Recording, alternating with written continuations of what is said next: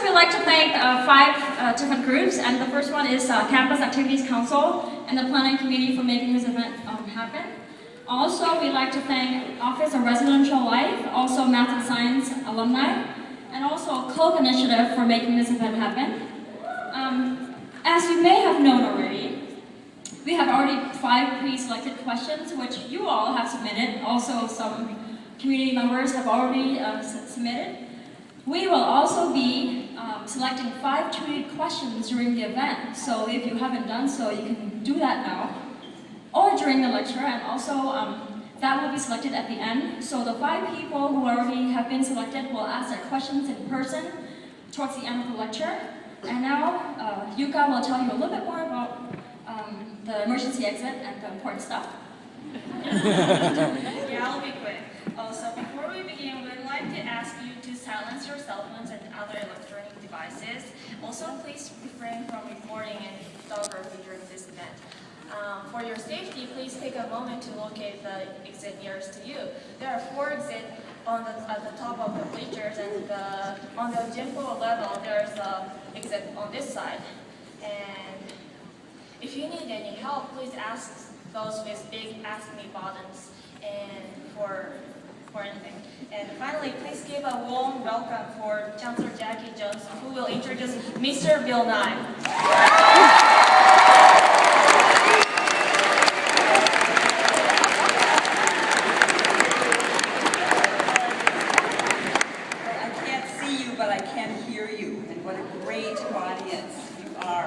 It's my great pleasure to welcome you to the campus of the University of Minnesota Morris, the public liberal arts college of the University of Minnesota 5 campus system. It is also my great pleasure to introduce tonight's speaker, William Sanford Nye.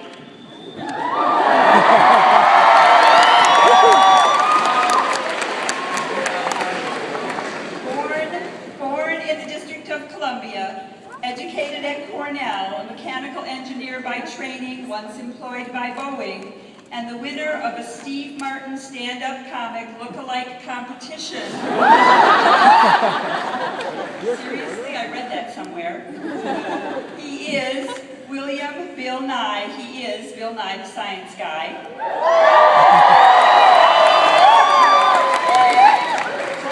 He's creative. He's irreverent, he's musical, he's a little bit of a wild man, I think. And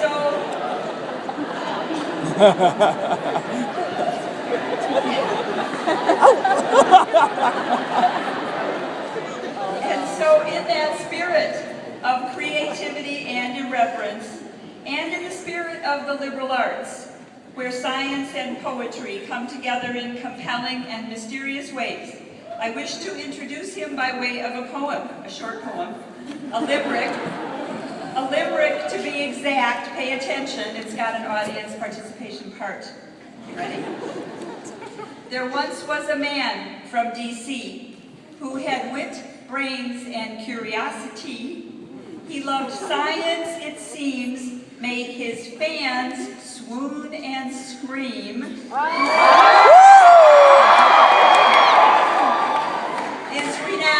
Is renowned for his run on TV. And of course, we all know him for that TV run that lasted from 1993 to 1998. Yes, we know him as the beloved Bill Nye, the science guy, and he is that, and he is more than that. The New York Times in 2013 described him as a warrior for science. He tackles tough and highly politicized issues like climate change and evolution. Perhaps most importantly, in these times, sometimes of despair, he retains a sense of hope, and he believes that we can change the world, that you can change the world.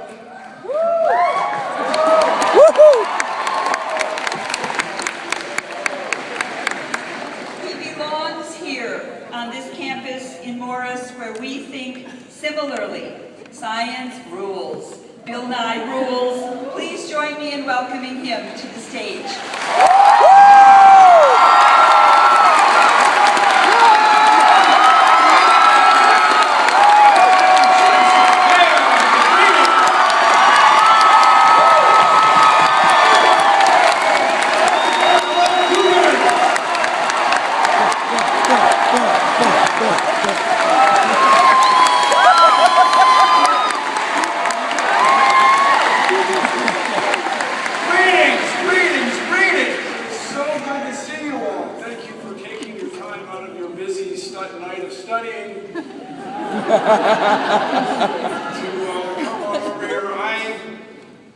I was really excited about this talk tonight until just a couple minutes ago.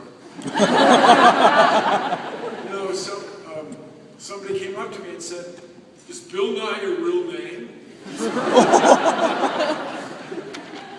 said, "Well, it's William Nye." And he said, "Why'd you change it?"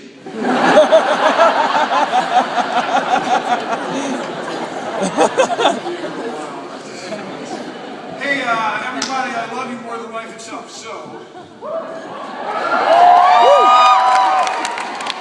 just careful with the flash pictures, because you have people next to you. And there's a whole, I don't know, not everybody, there's a huge science building here.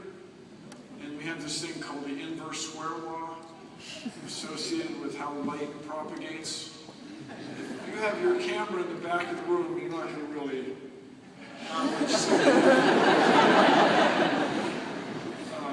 if you're closer to the sun, it's really hot.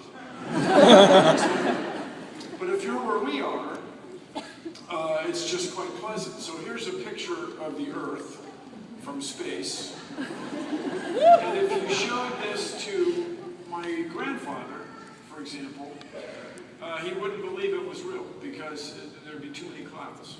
A guy of that generation would have thought the Earth would look like a globe. A globe you might have in a classroom or a library from space. But it turns out that's how it really looks, and we've seen pictures. And with those pictures, we can get an appreciation for the Earth in ways that previous generations did not have. First of all, the Earth is extremely round. It's rounder than a typical ball bearing because of all this gravity that we have here. And the other thing, when you look at this picture, it looks like there's no atmosphere. But the atmosphere is there. It's just fantastically thin. And something you have in common with everybody you'll ever meet and speak with is you breathe air.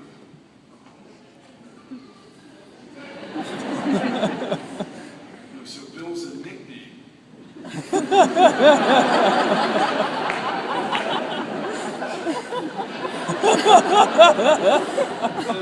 When I was a kid, I delivered the Washington Post, which is a newspaper in Washington.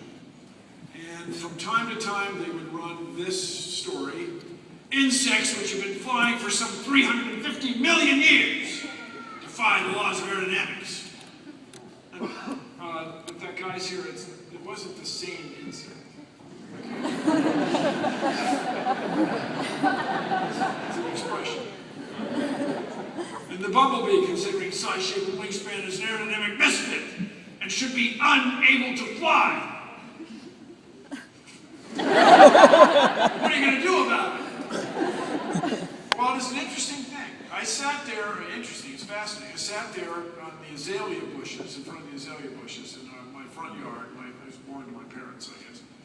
And I watched the bees come and go, and I watched them so long that I was convinced I was seeing the same girl bee coming and going, the same individual coming and going. And which may or may not be true, but she would fill up her, they're all girls, by the way, guys. The bees that you see. Once in a while you'll see a male bee, but that's extraordinary if you're a beekeeper or something, an apiist.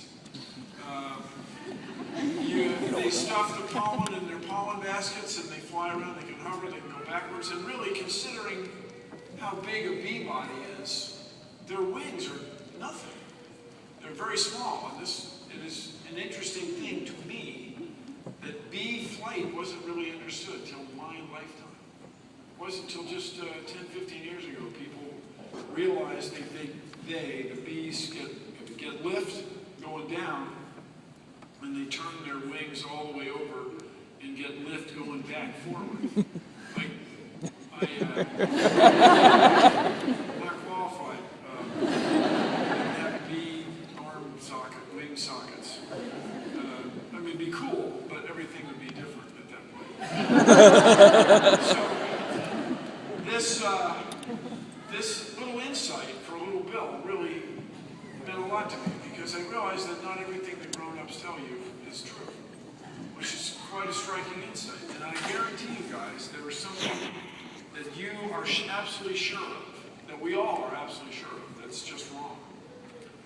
maybe in your lifetime you'll make that discovery of what we all presume to be the case, and it's different, and you will, dare I say it, change the world. So this is my dad, actually. It's a picture of my dad. He's that tall. And I know you guys don't get out that much, so I just help there. My brother still has that rock handle, my older brother, and it works. You hit rocks with it, they split open. And geologists love that. My dad was quite the rock hound, and he was, he would walk around. Are there any geology people here? Yes, I guess so. You'll recognize that we all walk around like this. Oh, here's even another one. Go back to their dorm room, and it was just rocks. This one's different, man. Anyway, my father, through family pressure, was majoring in political science at Johns Hopkins University in Baltimore, Maryland. And he had what I think was a really good idea. He wanted to marry this woman. I know. Yeah, she's kind of hot. Yes. And what's so striking me about this picture, seriously, you guys, it looks like it was taken 10 minutes ago. I mean, it just doesn't, people don't change that much. And if you go to the Hopkins bookstore, the shirts are the same. Haven't changed the font all these years. Anyway, her father would not let them get married until she finished college. And right on, yeah. And so my dad took that in stride. And he was, at this point in our story, he was in law school. And this may really surprise a lot of you. He didn't like it. Most people love law school. So he managed to get a summer job on Wake Island. I don't know if you've ever heard of Wake Island. You go to Hawaii and then you go about that far again. And there's this atoll out in the middle of the Pacific Ocean, 5,000 nautical miles from Hawaii, that is big enough to have a landing strip, have an runway for airplanes. But at that time, there was no runway, and my father was on a construction crew. He was the college kid. He was the quartermaster of this construction crew. And they were building this airstrip so that seaplanes, like this Boeing Clipper, would not have to land on the water and skim their way up to the dock. And so my dad apparently was in charge, or at least kept records of how much fuel these planes took on. And the stories vary. I've talked to people who were there. I've talked to people who were there who insist it's not true, but this may be my dad standing there working summer in his swimsuit. Apparently it was the greatest job. These guys were there at Wake Island. They were making money. There was no place to spend it. My dad said they used to watch movies at night and it would rain, but they wouldn't put on raincoats or anything because it was so warm, the rain was warm. It's just like Minnesota. Just sat there all night, and it was a great job. So he liked that so much better than being in law school, he decided he'd stick around because since there was no place to spend money, it was like a good deal. Like people, it reminds me of people who go fishing in Alaska in the summertime and make huge coin. But it was cool in the summer of 1941. But it got to be fall 41, still nice weather. But if you know anything about this, December 8th on Wake Island, because of the international dateline, was the same as December 7th in Pearl Harbor. And so my grandmother kept this piece of newspaper, the Evening Star. This was back when big cities had two newspapers, one in the morning, one in the evening. And the world ended. I mean, you all lived through 9/11, and that was really unsettling, and there's a huge memorial now in New York City to it to remind us all of how vulnerable we are, but the way people describe Pearl Harbor was it was just like everything's over. The United States is going to get sucked into another worldwide conflict. Our whole fleet is sunk. We were taken by surprise, just like 9/11. We were taken completely off guard, and it was really traumatic for people on the mainland. And my father and his colleagues, his comrades, disappeared. He these guys, there was no way to know what happened to them. The radios were destroyed in the bombing attacks. They fought back for 2 weeks, and they were captured on Christmas Eve, 1941. My dad wrote in his diary, saddest day of my life. But my mom said there was no knowledge at all of what happened to these guys. There was no Facebook. Yeah. yeah. What did they do all day? Yeah. But just to give you some perspective, this newspaper was a very good value. It was 3 cents.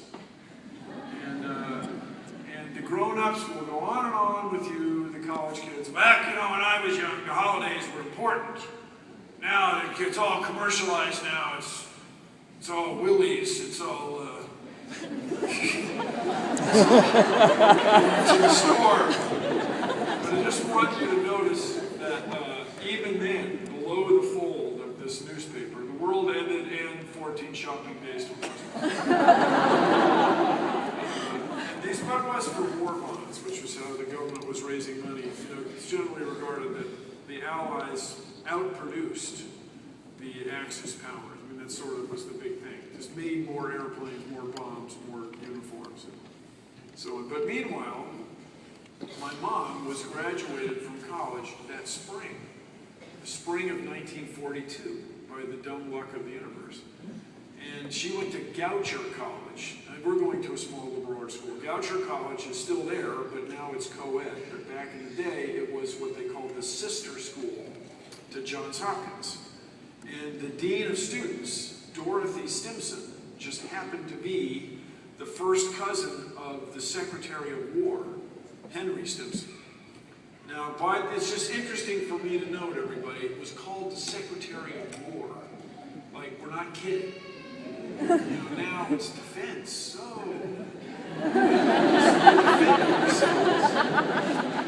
we're defending our oil fields.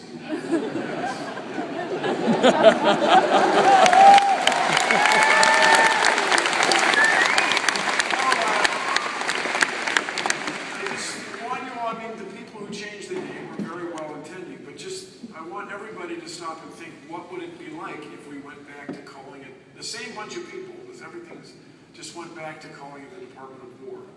I think it would give people perspective of what's actually at stake in these things. Anyway, apparently the Secretary of War said to the Dean of Students, do you have any women that can come work on this thing? I can't tell you what it is. So, my mom and 11 other women, 11 other girls, as she called them, were recruited by the Navy, the U.S. Navy, to work on this infamous, this notorious thing called the Enigma Code, which was this, it was originally designed for banking, for bank transactions in Germany, but the Nazi government confiscated all these machines that looked like typewriters. And the Allies worked very hard, this famous guy Turing worked very hard to decode them. So my mom spent those years underground working for the Navy in Washington, D.C. And I met several of the other gals over the years, all lovely, all had, hey, what did you do during the war, Winnie? What did you do during the war, Dottie? Can't talk about it. So these people were classified, my mom and her buddies were declassified in 1992. 50 years after they were classified. Man, they took it seriously. But with that said, I'm not trying to be a jerk here. I'm not a bad person. Just look at this picture objectively, everybody. Who has the best legs? I mean, I'm sorry.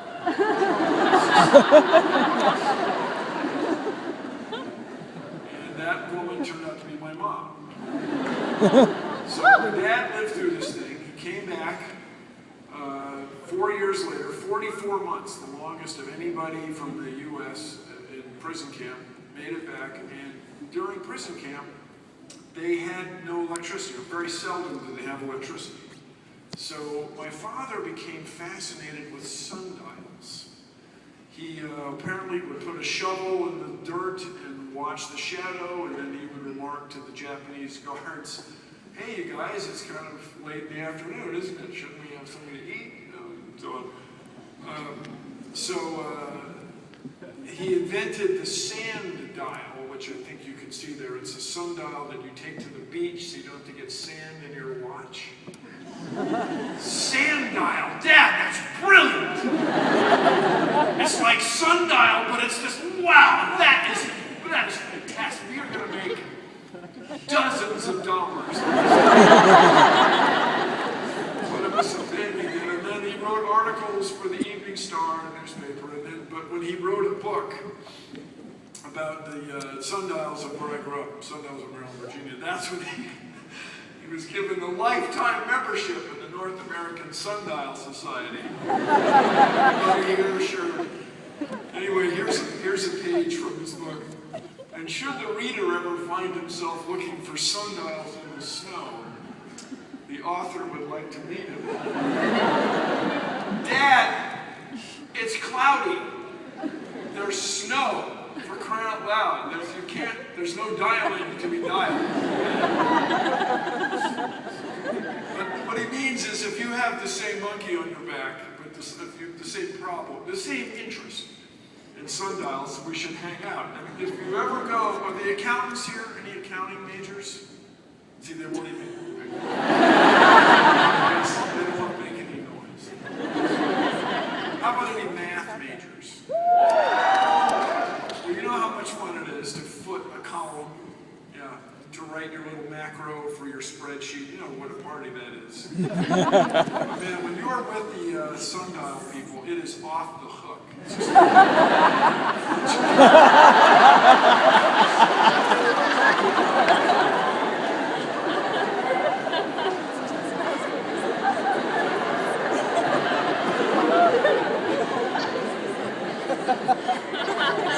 just move up the shadow and move, I swear. And you can make fun of us, and I don't blame you.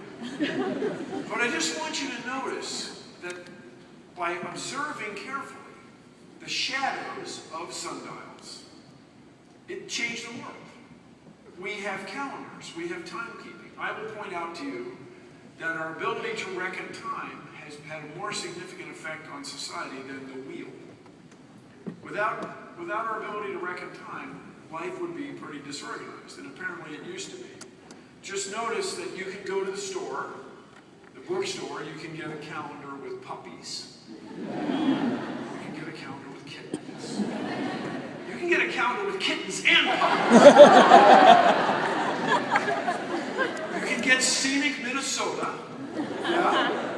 You can get the Vikings. Yes, and or somebody else, fine. And ladies, yes, ladies, you can get your firefighters with no shirts. Good, knock yourselves out, yes.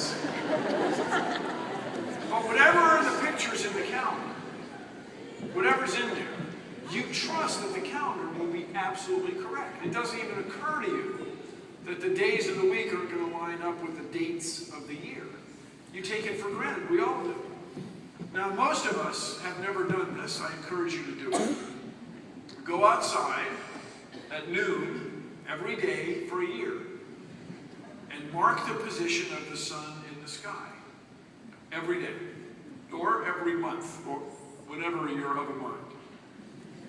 And you will get this pattern. And this pattern, by long tradition, is called the analemma. It's from the Latin word that means pedestal. It came to mean the pedestal of a sundial. And this pattern. So sometimes, when the sun is highest in the sky, when it culminates, it will do so before noon on your clock, your watch, or after noon. It'll be east of noon or west of noon, west of straight up and down, of the meridian is called. And this is why sundials that are designed to reckon sun time, solar time, do not, or very seldom agree with watches. In fact, they only agree with a watch for 4 moments every year. But we all take this for granted. You may recall that February of 2012, we had the 29th of February. We had a leap day. You may recall that we did not have one this year, and we are not going to have one in 2015. It won't be there. The next one, I guess, will be around 2060. And it's not a coincidence. The guys who figured this out were the ancient Romans.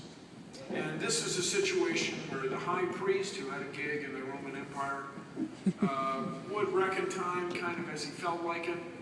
And then the emperor shows up, Julius Caesar, and he goes, I want my own month. And I want it in the summertime. Okay, all right, Julie, July. And then Augustus, I want my month too. It's really nice weather here in Italy. Okay, Augustus, we got August, you, great. So then September, which was 7, October, which was 8, these are now 9 and 10. November is 11 instead of 10. I mean, December instead of 9. And December is supposed to be 10, it's 12. I mean, can you imagine? I'm the President of the United States, and I want my own month. Dude, you're fired. I'm sorry. So the Roman astronomers, you may know this, had the innovation of adding a leap day. Adding a 4th day, adding an extra day rather, every 4 years.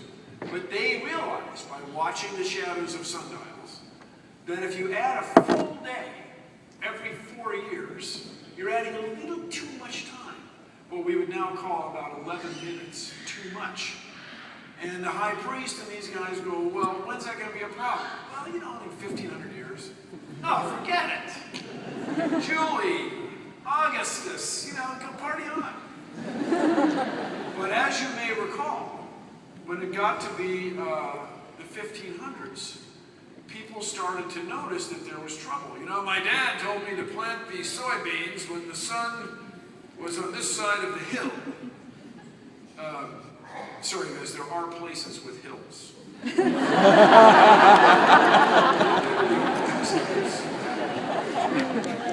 There's pictures. And so they realized that the sun was way past where they would normally be planting the crops, like a couple weeks. So Pope Gregory the 13th was so powerful. He was so powerful. Yes. He threw out 15 days, 10 days rather. He declared that October 4th shall be followed by October 15th. Can you imagine? Yeah. Hey, the midterms due. What? What are you talking about? And I'm sorry, Mr. Peasant, you owe me another month's rent. No, I don't. And so they had wars, in Italy. And if you know, Britain to this day isn't all that crazy about being part of Europe. And so they didn't agree to this calendar until 1752. I mean, till almost 150 years later. It was a big deal. And now we all take it for granted. And just by the way, if you're scoring along with us, you all lived through a time, the year 2000 was a leap year.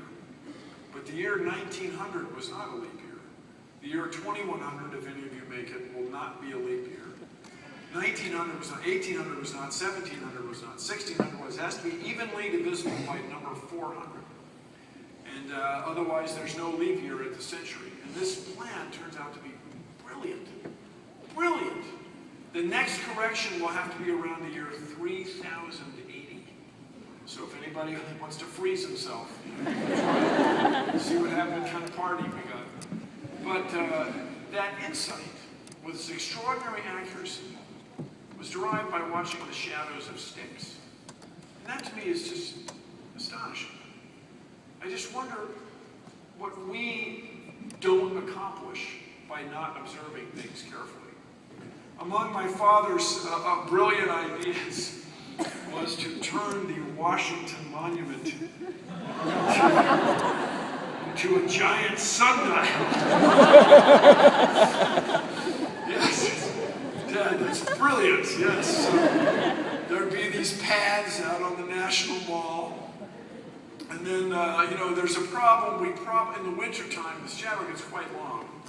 And just for security, you probably want to move the White House blocks.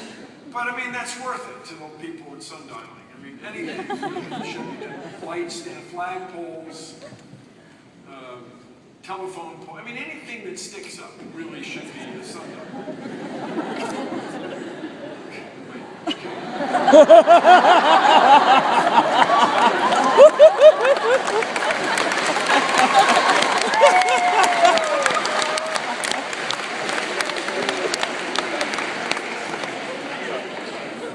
to self, college audience.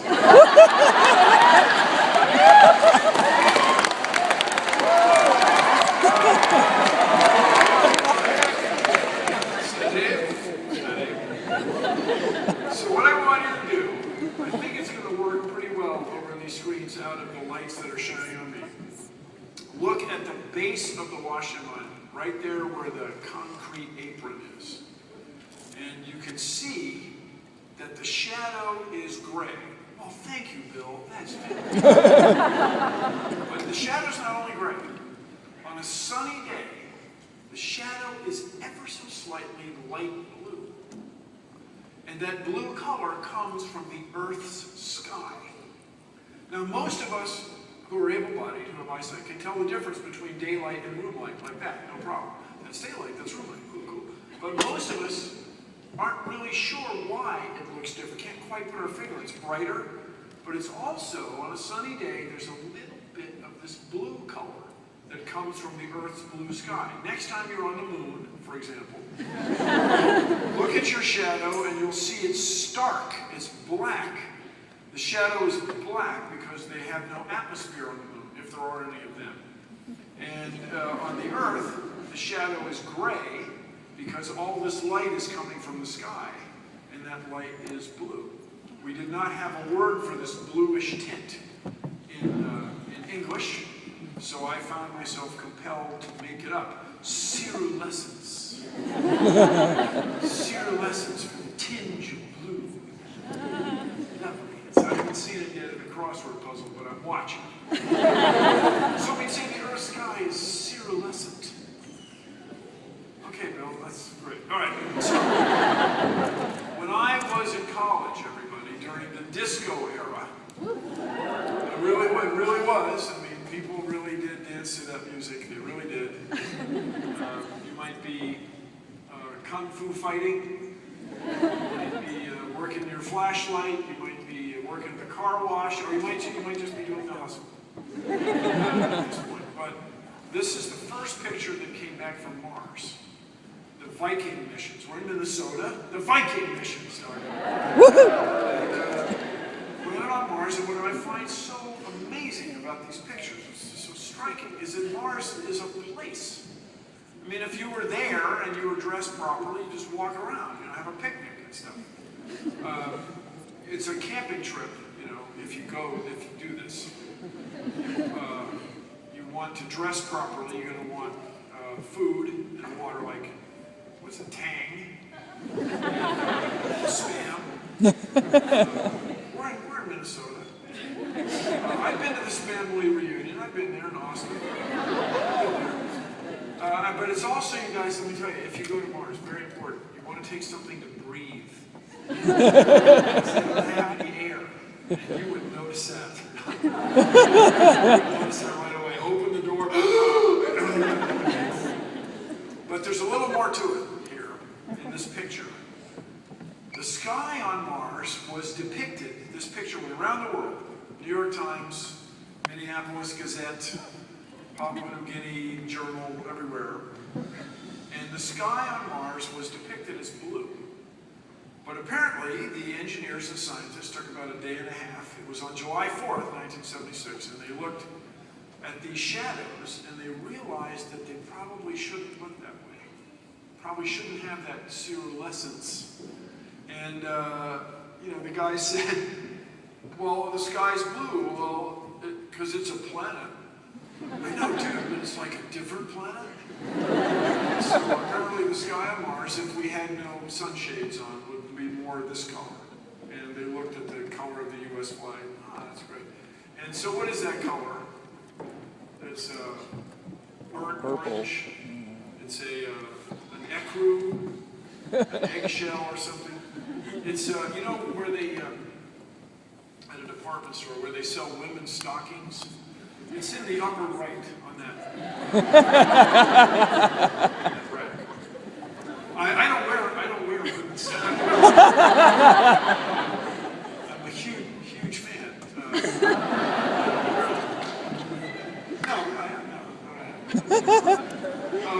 So anyway, I was brought up with all this stuff. And I thought that I was immune to paying attention to any of this. You know, I was a rebellious teenager dad, enough with the shadows and the serialisms and the pictures. Okay, it's fine. But 2 years ago, I found myself with a pizza box, and I made it into a sundial. And some bamboo barbecue skewer, and those are wine corks that I found. And so anything that's on the sundial that is not used for telling time is called its furniture. The sundial is furnished with some happy pictures of suns and things. And that's called a polar dial. It's a style of sundial. It's kind of cool. And then last year, I don't know what I found. I found a beer carton. Made it a little different style of dial. And then there's the thing now where you take the watch. Look, you're getting sand in your watch. I don't know. Okay. Anyway, I thought that I had gotten past all this. That's what I'm saying. But I compulsively make sundials from time to time out of cardboard.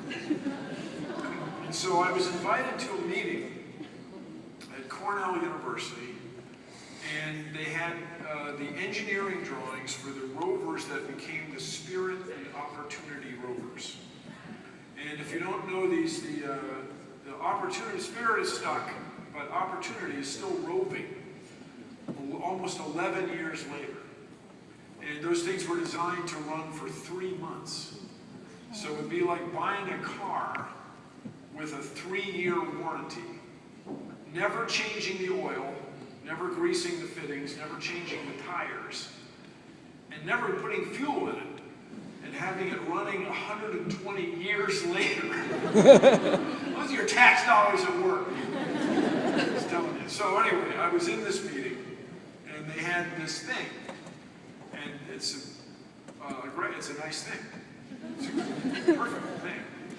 But I did, after a while, I did ask, you know, what is the thing? What do we do with it? Oh, that's your photometric calibration target, Bill. What that is. It's a test pattern. So they wouldn't have this color problem again.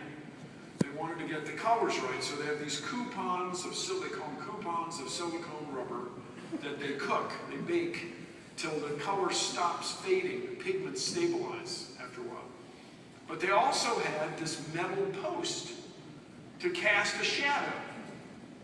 And I was looking at it, and I worked at Boeing, 747. Don't worry, you guys, I was very well supervised. And you're never supposed to add weight to the airplane. That's evil, never add weight. So they had this metal post, and then I just realized, you guys, we can make the photometric calibration target into a sundial.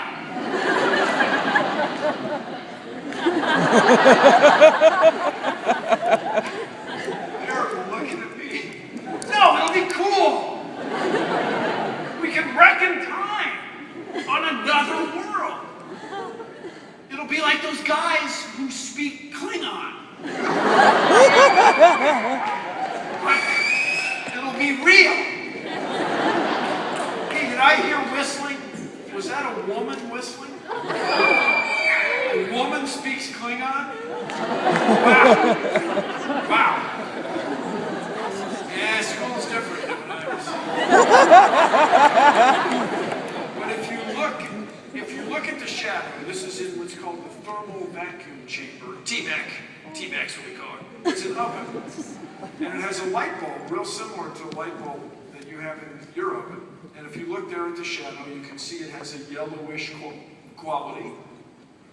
And we did not have a word for this. So I was compelled again to make it up. Xanthidescence. Tinge of yellow. Come on, you guys, it starts with an X. Come on, it's good. And the yellow color, you know, in our maple trees and birch trees out here is from xanthophyll. Coincidence? Anyway, if you go to Mars, here's the Curiosity rover, which landed there in 2012, and it's a selfie. So you use the camera on the end of the arm, the multifunction arm, to take pictures of the spacecraft, of the rover, and then electronically erased the picture of the arm itself. It's called stitching software. And there's the Mars doll right there. It's so happy, casting a shadow. Here it is up close, and I think you can see in this light the shadow on Mars from the orangey Martian sky, and we didn't have this word, I was forced to make it up. Now the spirit